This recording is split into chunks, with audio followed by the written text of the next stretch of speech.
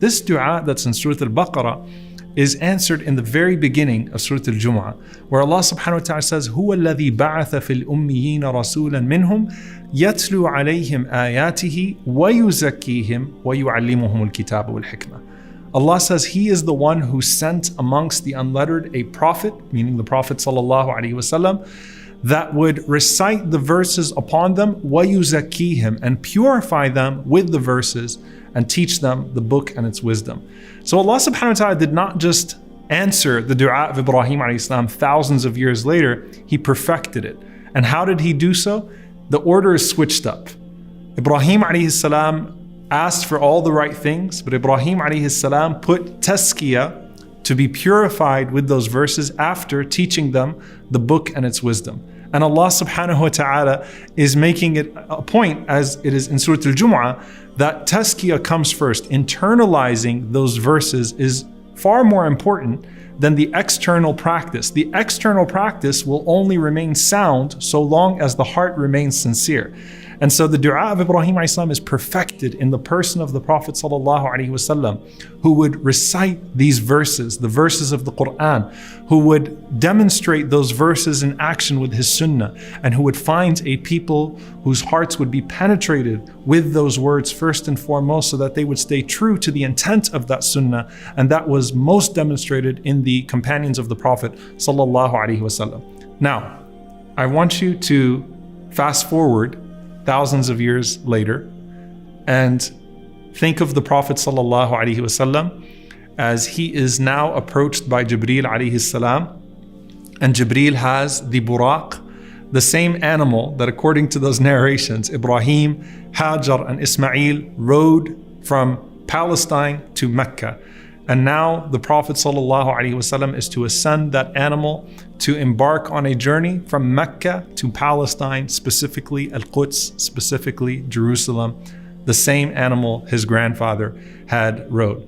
And think about Ibrahim alayhi salam as he was making dua for the Prophet ﷺ in Mecca, right? For this blessed son of his in Mecca as he was building the Kaaba.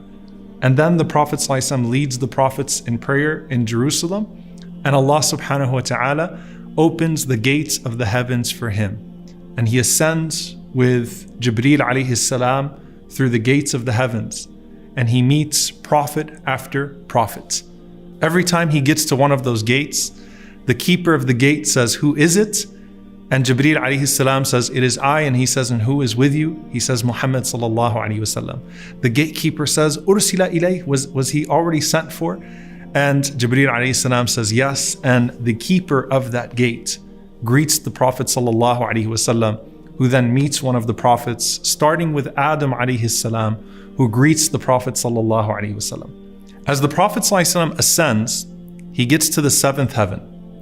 When he gets to the seventh heaven, alayhi salatu wassalam, and the keeper asks Jibreel alayhi salam, "Who is it and who is with him?" And he says, "Muhammad sallallahu alayhi wasallam."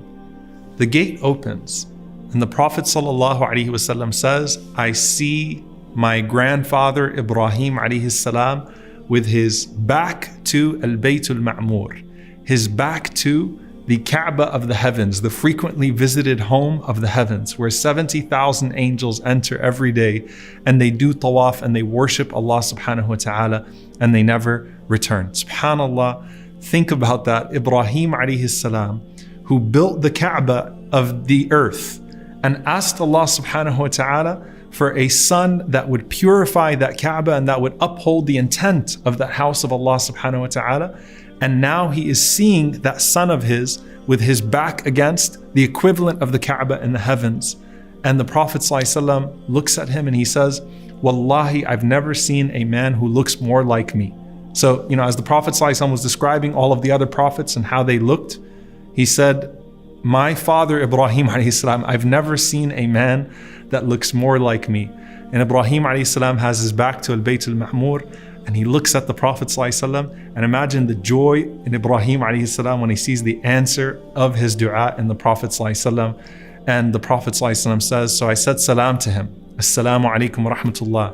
And he responded, "Wa alaikum assalam wa rahmatullah." And he says, "Marhaban bil ibn salih, greetings to this righteous son, wal-Nabi al-Salih, and this righteous prophet.